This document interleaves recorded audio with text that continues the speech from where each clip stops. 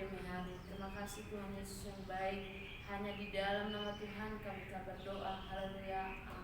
Amin. Shalom. Shalom. Sekali lagi shalom. Shalom. Puji nama Tuhan. Terima kasih buat kesempatan yang telah diberikan kepada saya.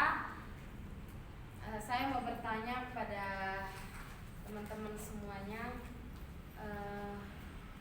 Pernahkah kita menerima atau merasakan keajaiban atau sesuatu keajaiban yang terjadi dalam kehidupan kita, atau sesuatu hal yang menurut kita yang kita tidak bisa tetapi terjadi dalam kehidupan kita.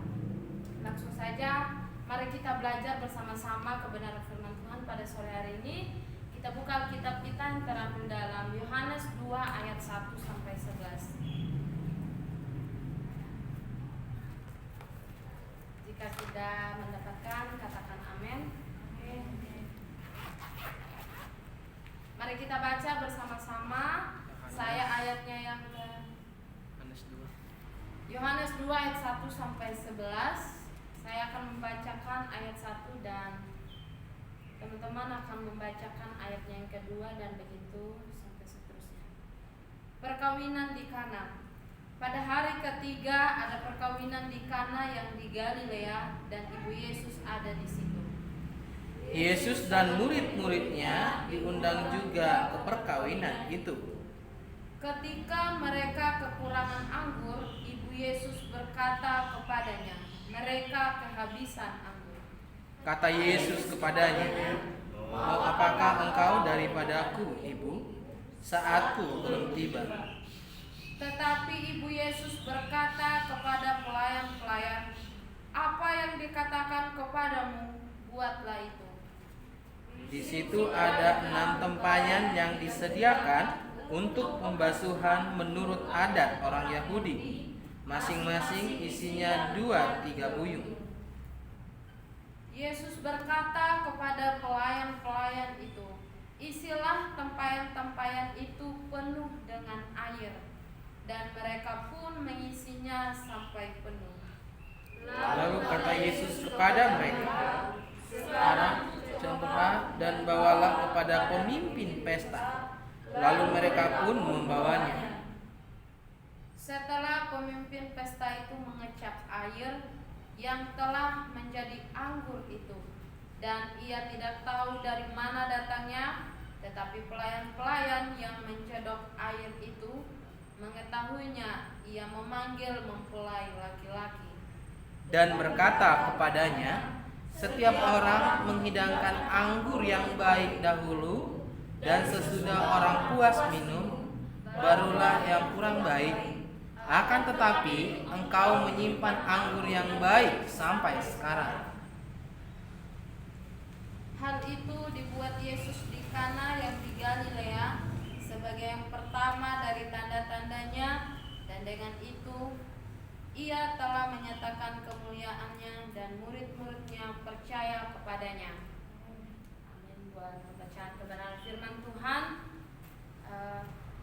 Penulis dari kitab Yohanes ini adalah Yohanes bin Zebedeus, yaitu dia adalah salah satu murid dari Yesus, dan tahun penulisannya sekitar 40 Masehi sampai 140 Masehi. Tema kita pada sore hari ini yaitu mujizat itu nyata. Menurut teman-teman atau menurut kita semua di tempat ini, apa sih itu mujizat? Mujizat adalah keadaan luar biasa atau keadaan tak terduga yang tidak terjangkaukan oleh akal dan pikiran manusia. Jadi mujizat itu sesuatu hal besar yang terjadi yang manusia sendiri tidak mampu membayangkan atau manusia sendiri tidak mampu melakukan. Nah, bagaimana kita dapat melihat mujizat itu nyata? Dalam menurut Yohanes 2 ayat 1 sampai 11, yang pertama yaitu jangan ragu. Apa sih itu jangan ragu? Jangan ragu itu ketika seseorang mengambil keputusan yang harus dipilih dengan cara tepat, dengan cara dengan penuh keyakinan, dengan penuh kepercayaan. Nah, jangan ragu ini bisa kita lihat pada ayatnya yang kelima. Saya minta saudara Teti membacakan pada ayatnya yang kelima. Ayatnya yang kelima, tetapi Ibu Yesus berkata kepada pelayan-pelayan, apa yang dikatakan kepadamu, buatlah itu. Amin. Tetapi Ibu Yesus berkata kepada pelayan-pelayan, apa yang dikatakan kepadamu, buatlah itu. Jadi ini adalah dalam satu perikop ini adalah kisah cerita tentang Yesus setelah memanggil murid-muridnya yang pertama. Akhirnya mereka pergi ke Galilea, dan ketika pada hari yang ketiga Yesus dan murid-muridnya termasuk ibunya diundang untuk pergi ke sebuah perkawinan, yaitu di Kana. Tiba-tiba pada menjelang perkawinan itu, tiba-tiba anggur di tempat itu tiba-tiba mereka kehabisan. Dan hal ini itu membuat pelayan-pelayan pada saat itu panik, karena perkawinan ini sudah berlangsung, bukan mereka belum melakukan apa-apa, tetapi perkawinan ini sudah berlangsung. Dan apa yang terjadi di sana, Ibu Yesus berkata kepada Yesus itu pada ayatnya yang ketiga di sana berkata, ketika mereka kekurangan anggur, Ibu Yesus berkata kepadanya, mereka kehabisan anggur. Ibu Yesus berkata kepada Yesus bahwa anggurnya telah habis. Tetapi apa yang menjadi pernyataan Yesus pada saat itu? Kata Yesus kepadanya, mau apakah engkau daripadaku, Ibu? Yesus berkata, apa yang engkau mau dariku untuk aku lakukan? Yesus berkata bahwa saatnya belum tiba. Tetapi dengan penuh kepercayaan, tanpa ragu, Ibu Yesus berkata kepada orang-orang. Jadi Ibu Yesus tidak mencela atau tidak membantah perkataan Yesus pada saat itu, tetapi dengan penuh tanpa ragu dia berkata kepada pelayan-pelayan pada saat itu. Tetapi Ibu Yesus berkata kepada pelayan-pelayan, apa yang dikatakan kepadamu, buatlah itu. Itu menunjukkan bahwa tanpa ragu Ibu Yesus berkata kepada pelayan-pelayan pada saat itu, karena dia percaya bahwa Yesus mampu melakukan segala sesuatu di luar akal dan nalar pikiran manusia. Ibu Yesus mengetahui bahwa Yesus adalah 100% manusia dan 100% Allah. Mungkin orang-orang atau bahkan murid-muridnya pada saat itu adalah mereka baru mengikuti Yesus, mereka baru menjadi orang-orang yang baru mengenal Yesus. Tetapi Ibu Yesus yang sudah bertahun-tahun bersama dengan Yesus, karena itu adalah anaknya sendiri, jadi dia mengetahui apa yang akan Yesus lakukan. Tanpa ragu dia berkata bahwa apapun yang dia perkatakan kepadamu, maka lakukanlah. Dia dengan penuh keyakinan, tanpa ragu, dengan penuh kepercayaan, dia berkata bahwa apapun itu yang Yesus katakan, maka lakukanlah. Karena dia percaya setiap apapun yang keluar dari mulut Yesus adalah baik adanya.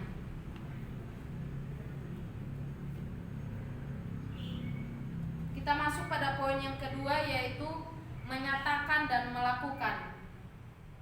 Itu terdapat pada ayatnya yang ke-6 sampai ke-8.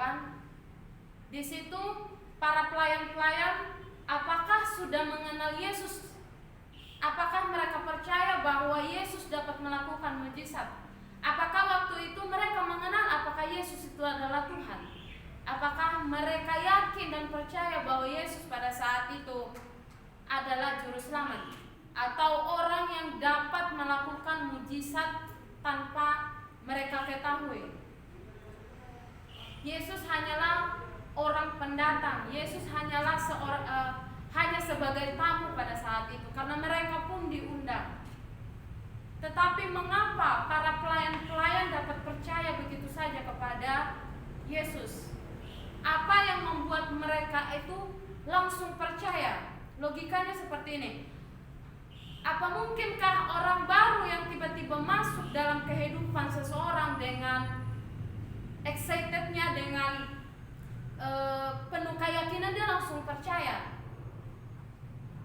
Saya rasa kita juga di tempat ini, ketika ada orang baru yang tiba-tiba melakukan sesuatu hal dalam kehidupan kita, saya percaya kita tidak dengan penuh sepenuhnya kita langsung percaya. Jangankan orang baru, kita setim saja kadang pun tidak langsung kita cepat untuk percaya kepada seseorang. Tetapi apa yang kita lihat teman-teman dari sini?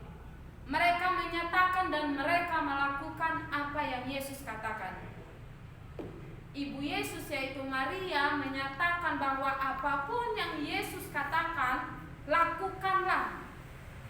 Jangan dibantah, tetapi lakukanlah. Karena ketika pikiran atau logika manusia terpakai, maka mujizat itu nggak akan pernah terjadi. Karena mujizat itu sesuatu hal yang terjadi di luar dugaan dan pikiran manusia. Para pelayan melakukan perintah yang Yesus katakan. Jadi di situ ada tempat pembasuhan, yaitu pembasuhan untuk mencuci kaki. Dan itu mungkin airnya masih bersih, tetapi Yesus melakukan mujizat dengan mengubah air itu menjadi anggur. Kita bayangin teman-teman, air yang tawar, air yang putih, air yang jernih berubah menjadi air yang berasa anggur. Air yang telah menjadi anggur. Bagaimana mungkin itu? Kalau di pikiran manusia tidak akan pernah masuk akal. Tetapi para pelayan-pelayan waktu itu mengikuti apa yang Yesus perintahkan. Di situ ada 6 tempayan yang disediakan untuk pembasuhan menurut adat orang Yahudi. Masing-masing isinya 2-3 buyung. Yesus berkata kepada pelayan-pelayan itu, isilah tempayan-tempayan itu penuh dengan air, dan mereka pun mengisinya sampai penuh. Ketika Yesus yang menjadi tamu undangan, Yesus yang menjadi orang baru yang ada di situ, tetapi dengan penuh semangatnya para pelayan-pelayan mengikuti apa yang Yesus perintahkan kepada mereka, dan mereka melakukannya. Lalu kata Yesus kepada mereka, sekarang cedoklah dan bawalah kepada pemimpin pesta. Lalu mereka pun membawanya. Setelah pemimpin pesta itu mengecap air, jadi dia mencoba atau merasa apakah itu air atau anggur yang telah menjadi anggur itu, dan ia tidak tahu dari mana datangnya. Tetapi pelayan-pelayan yang mencodok air itu mengetahuinya. Ia memanggil mempelai laki-laki. Dengan penuh kepercayaan, akhirnya pelayan-pelayan itu melakukan sebuah tindakan yang mereka mungkin belum tahu pada saat itu apakah Yesus mampu melakukan seperti apa yang tadi pesan awal dari Ibu Yesus katakan, bahwa apapun yang Yesus katakan mereka lakukan saja. Nah, itulah buah atau bukti dari apa yang mereka dengarkan dan mereka lakukan. Akhirnya air itu telah berubah menjadi anggur. Dan kita masuk pada poin yang ketiga, yaitu pelayanan yang excellent atau pelayanan yang sempurna atau pelayanan yang baik. Pelayanan yang sempurna hanya dapat dilakukan oleh Yesus. Pelayanan yang sempurna hanya dapat dilakukan oleh Yesus semata. Hanya Yesus yang dapat memberikan teladan yang baik, teladan yang memang tidak bisa dibantah, hanya Yesus yang dapat melakukan pelayanan di dunia ini dengan sempurna. Kita bisa lihat pada ayatnya yang ke-10. Dan berkata kepadanya, setiap orang menghidangkan anggur yang baik dahulu, dan sesudah orang puas minum barulah yang kurang baik. Akan tetapi engkau menyimpan anggur yang baik sampai sekarang. Itu adalah sebuah pernyataan dari pemimpin pesta pada mempelai laki-laki, karena pemimpin pesta ini tidak mengetahui dari mana asal anggur ini. Ada seorang berkata, yaitu dia namanya adalah Ralph Marston, berkata, excellence is not a skill, it is an attitude. Artinya bahwa kesempurnaan bukanlah suatu kemampuan, tetapi sikap hati seseorang. Saya ulangi sekali lagi, kesempurnaan bukanlah suatu kemampuan, tetapi sikap hati seseorang. Jadi kemampuan itu tidak saja dilihat dari kesempurnaan itu tidak saja dilihat dari kemampuan, tetapi dari sikap hati seseorang ketika dia benar-benar melakukannya dengan sungguh-sungguh. Dan mujizat ini pun terjadi bukan mujizat yang sederhana, tetapi mujizat yang sangat luar biasa. Karena kita bisa melihat bahwa, atau orang-orang melihat pada saat itu bahwa bagaimana mungkin air bisa berubah menjadi anggur. Tetapi Yesus melakukan pelayanannya dengan sempurna. Yesus melakukan segala sesuatu dengan baik adanya. Dan apa yang bisa dapat kita ambil dari perbuatan atau mujizat yang nyata dapat kita aplikasikan dalam kehidupan kita sehari-hari atau kehidupan kita yang akan datang di hari-hari mendatang. Yang pertama itu, kita jangan pernah ragu. Walaupun kadang untuk menjadi percaya itu kadang merupakan hal yang sulit atau hal yang susah, tetapi Alkitab mengajarkan kita untuk kita jangan ragu. Bahkan kita harus berani menyatakan apa yang difirmankan atau yang diberitakan oleh firman Tuhan, dan kita lakukan dan kita benar-benar aplikasikan dalam kehidupan kita sehari-hari. Dari itu semua dapat kita lakukan juga dalam pelayanan kita dimanapun kita berada.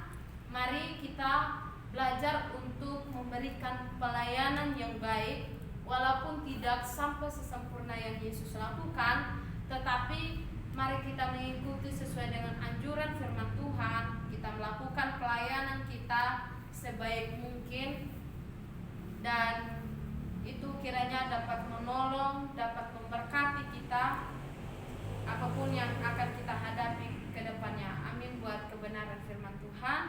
Mari kita berdoa. Terima kasih Tuhan buat firman-Mu pada sore hari ini yang boleh kami sama-sama dengarkan. Kiranya Engkau memberkati sehingga menjadi terang dalam setiap jalan kehidupan kami. Engkau tolong berikan kami hikmat, pengertian daripada Tuhan, memampukan kami dalam kami menjalani setiap kehidupan kami hari demi hari.